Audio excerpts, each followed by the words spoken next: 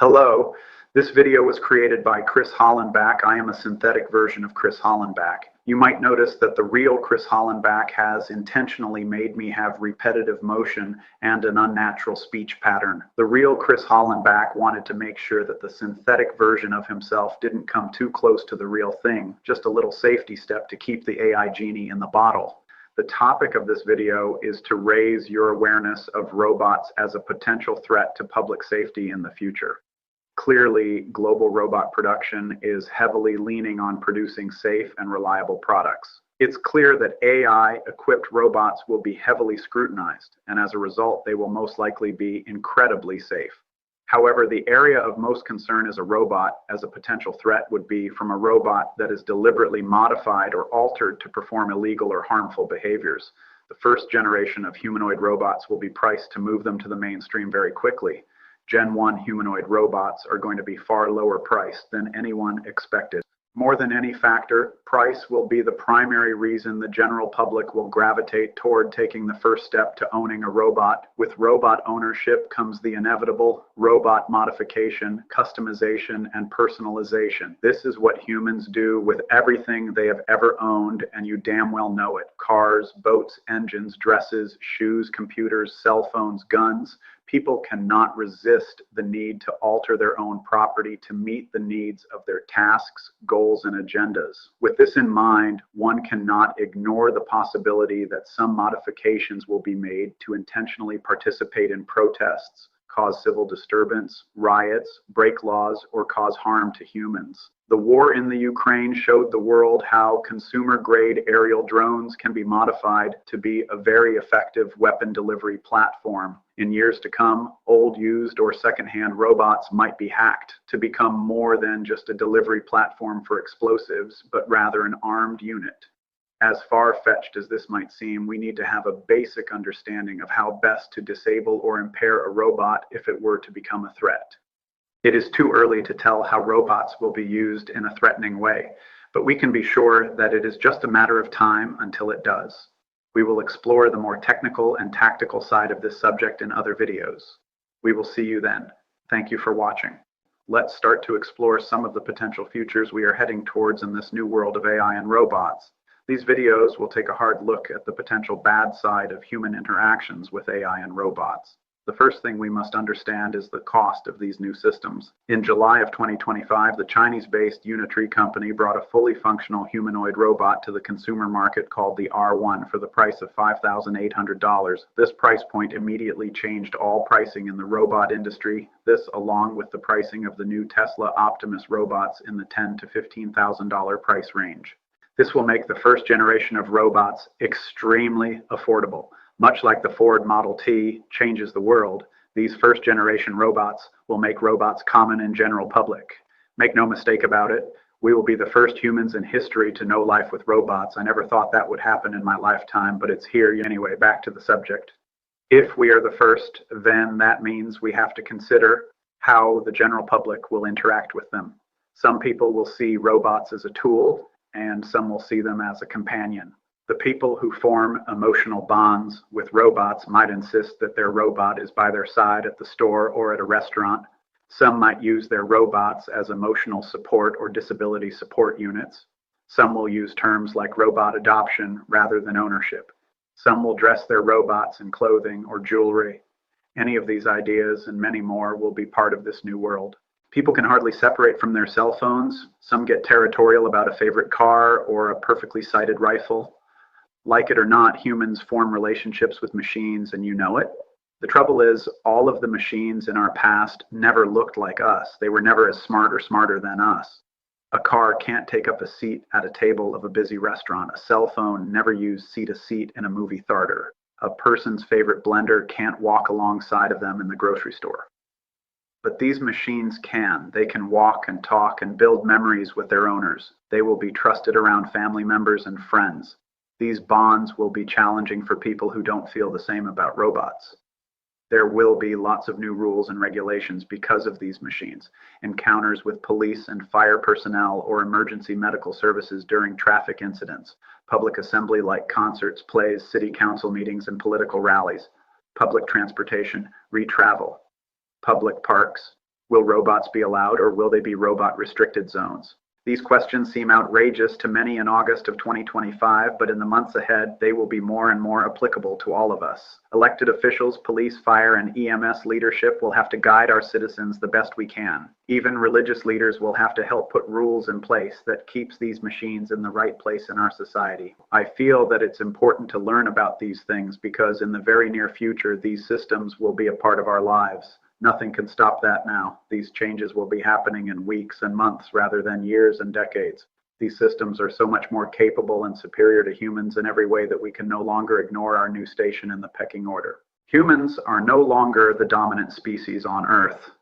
In terms of speed, AI and robotic evolution was much faster than we thought. Nothing turned out the way we thought it would. Multi-agent AI systems accelerated AI to general intelligence way faster than the general public realized. The founding fathers of AI systems figured that it would be a computer system that would be an assistant to the workforce, a helpful tool that would work with humans to make our ability soar to a new level. The trouble is, humans saw a way to skip past the storybook partnership of these systems working alongside of people, and instead industries raced towards the elimination of humans in the workforce.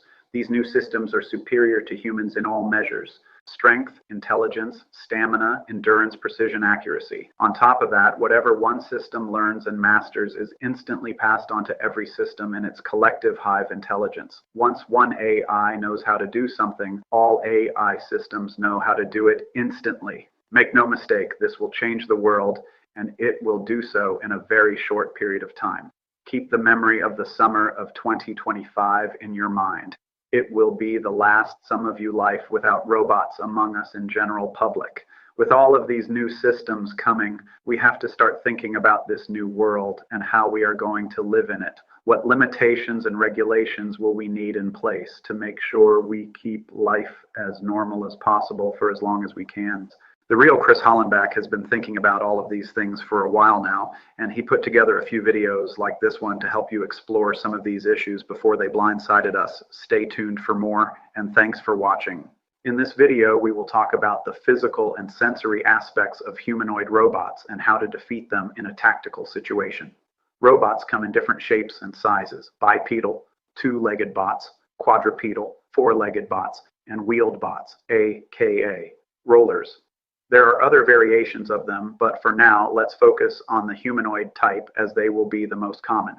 Bipedal robots will likely be the most commonly used variant. Bipedal meaning walking on two legs as their primary means of self-propulsion. They will most likely be considered humanoid robots if they have arms fastened to their upper body with fully dexterous human-like hands. Some humanoid bots might have fixed non-dexterous hands to suit the needs of its operational objectives. Let us use the Tesla Optimus platform, the Tesla humanoid robot, as an example for performance parameters to learn from. Please keep in mind these performance parameters are from the year 2025, and given the speed of AI-assisted upgrades in strength, speed, and overall physical performance, these parameters could change in weeks and months rather than years and decades. With a top walking speed of about 10 miles per hour, the power duration of about 8 to 12 hours depending on workload, fully rechargeable in about 60 minutes. Lifting capacity is 150 pounds standing still. Its carrying capacity is 45 pounds, 22 pounds per arm, and its battery weighs 25 pounds. The vision system uses a camera-based system rather than a LiDAR system. Camera data is interpreted by its AI-assisted CPU, which allows it to navigate its local environment and interact with objects. The main camera array is located around the same location as a person's eyes, with a secondary camera system around its body, giving it the ability to see 360 degrees. It cannot see very well in low light conditions. It does not currently have night vision capability, but don't count on that lasting for very long. Upgrades are always just around the corner. Now for the scary part. The CPU, or Central Processing Unit, is an AI-equipped system, not just any AI. This one uses Super Grok 4 Heavy. It is the most powerful AI system on the planet as of the year 2025. To give you an idea of how powerful Super Grok 4 Heavy is, Grok 4 is currently PhD level intelligence in every known subject in higher education. It uses what is called a multi-agent system, meaning it's not just one Albert Einstein working on any given task. It is multiple Albert Einsteins all working together on the same task at the same time. Furthermore, AI uses what is called recursive self-improvement, meaning that once it has mastery of something that it has learned, it retains that knowledge for the future and then passes this mastery to the multi-agent hive mind, where it is instantly shareable to all other bots. The good news is that the Tesla Corporation is owned by Elon Musk, who is an American citizen and strongly believes in freedom and Western civilization. Regardless of how you feel about Musk, Chinese-based robot companies do not share the same views on freedom or Western civilization. From a tactical standpoint, these robots have vulnerabilities that can be used to disable or impair a robot if the need ever arises. These vulnerabilities include visual impairment, direct impact, remote override of its CPU, netting or entanglement, power overload, or power starvation.